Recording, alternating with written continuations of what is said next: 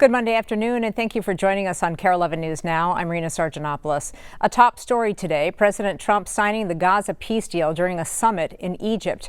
More than 20 world leaders are attending that meeting. Israel and Hamas were not expected to be present, and their representatives did not attend. The deal supports a ceasefire, an end to the Israel-Hamas war, and reconstruction of the devastated Palestinian territories.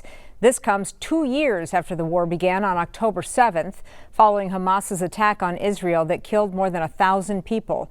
In a major step earlier today, Hamas released the 20 surviving Israeli hostages, recognizing the first phase of President Trump's 20-point plan. NBC's Alice Barr has more.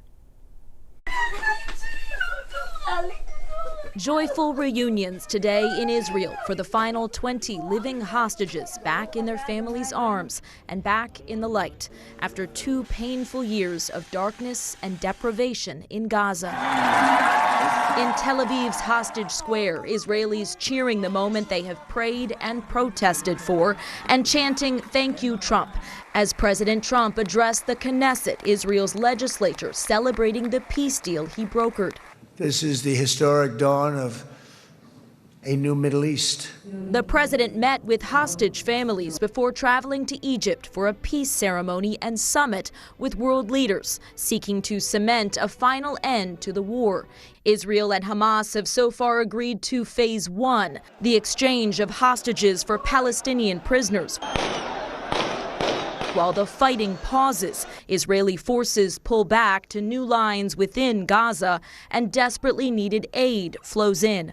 But thornier questions remain about Hamas disarming and leaving power, and how to govern and rebuild Gaza as Palestinians flood back to whatever remains of their homes and face an uncertain future. Today's celebrations were also seen in the West Bank as buses carrying those Palestinian prisoners arrived in Ramallah. As part of the U.S. brokered deal, Israel released 260 long-term prisoners and more than 1,000 others who have been detained during the war. While these were significant steps in that long-lasting war, major questions over what happens next still linger, raising the fears that both parties will slide back into war. A look from Washington, D.C. this afternoon, where we are still nowhere near a deal to end the government shutdown. Lawmakers will return negotiating tomorrow.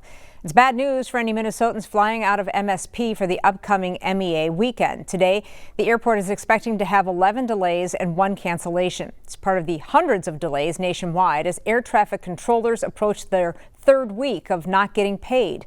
Retired controllers say this shutdown differs from the one in 2019, which lasted 35 days, and that's because of the working conditions they have dealt with since COVID-19.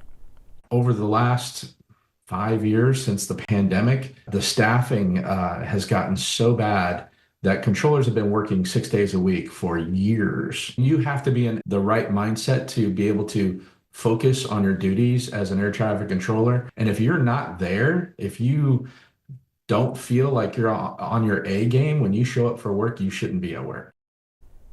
Today, a couple in Minnesota is recovering after an exposure to high levels of carbon monoxide at their home in Garfield. It's about 10 minutes northwest of Alexandria. The 911 call came just before 10:30 last night. A female caller said she was experiencing symptoms of a heart attack while her husband was having a seizure. Dispatchers immediately recognized carbon monoxide poisoning and ordered the couple to leave the house. Both were transported to a hospital and are currently undergoing specialized treatment. The cause was determined to be an improperly installed furnace and water heater. Authorities remind us that furnaces do need to be inspected by professionals before the cold weather arrives. Financial assistance is available through the Minnesota Energy Assistance Program.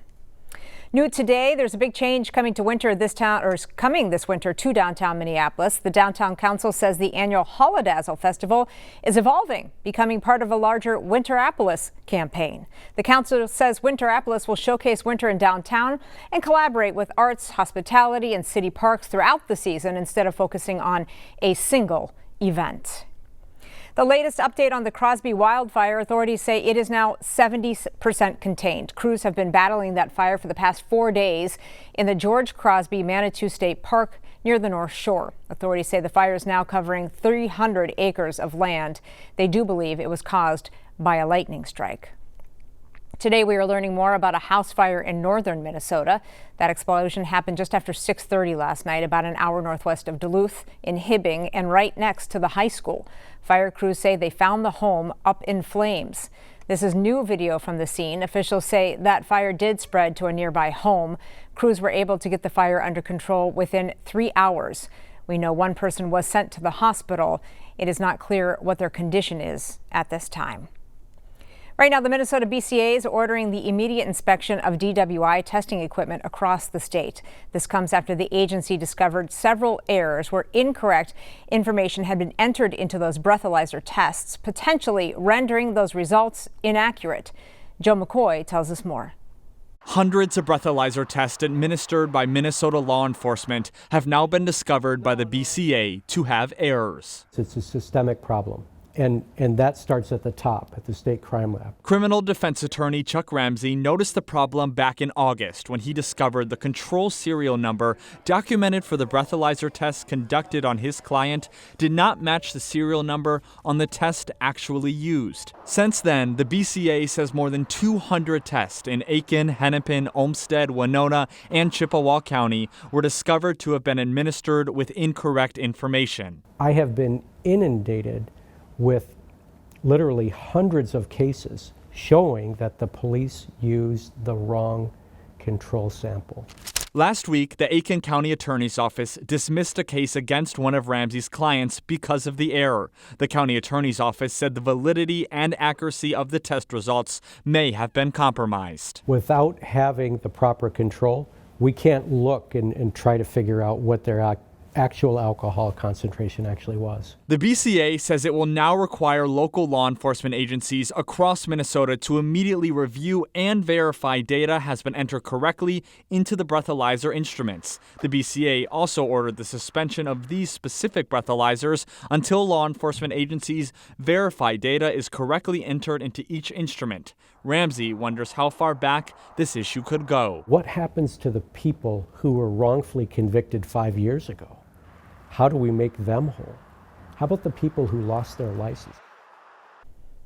Today, police are investigating after a shooting on Saturday night left 2 men injured in St. Paul. Take a look at the map. Officers say they responded to a call just after 10:30 Saturday night near the Wendy's in the Battle Creek neighborhood. That is where officers found a man lying in the parking lot with a gunshot wound to his chest. They found another man a few blocks away. He had been shot in the head. Both men were taken to the hospital. At this time, we do not know how they're doing. Officers do believe those shootings were related, but so far, no one has been arrested. In South Carolina, 4 people are dead and at least 20 others injured after a gunman opened fire inside a bar. It happened overnight on Sunday at a bar on St. Helena Island during a high school reunion event. As of today, 4 people remain in critical condition.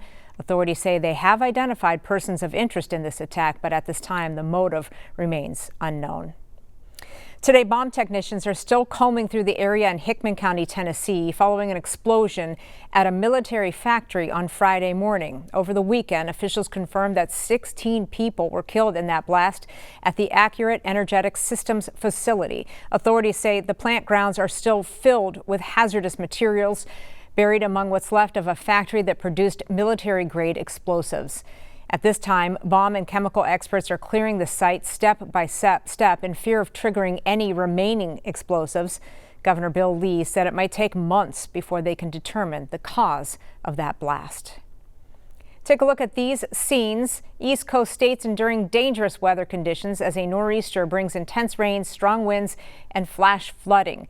It's a cyclonic storm with strong northeast winds that pushes Atlantic waters toward the coast. NBC's Sam Brock has the latest.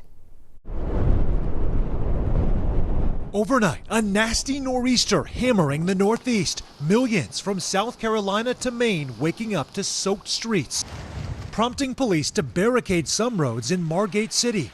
A combination of the intense storm fueling downpours and the high tide pushing floodwaters into coastal communities like Atlantic City, New Jersey. We knew it was going to rain, but we didn't know it was going to be like this. Local officials across all of New Jersey and parts of New York issuing emergency declarations due to the extremely hazardous conditions. How would you describe what the streets look like right now?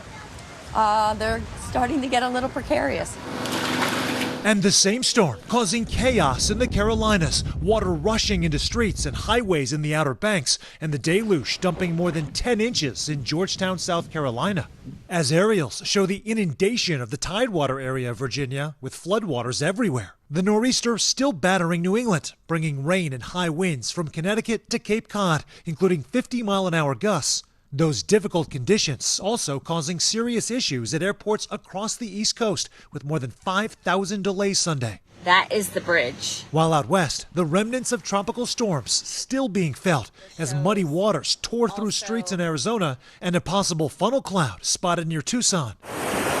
In Colorado, a levee broke, forcing more than a dozen high water rescues, all of it part of a severe stretch of weather sparing few sections of the country.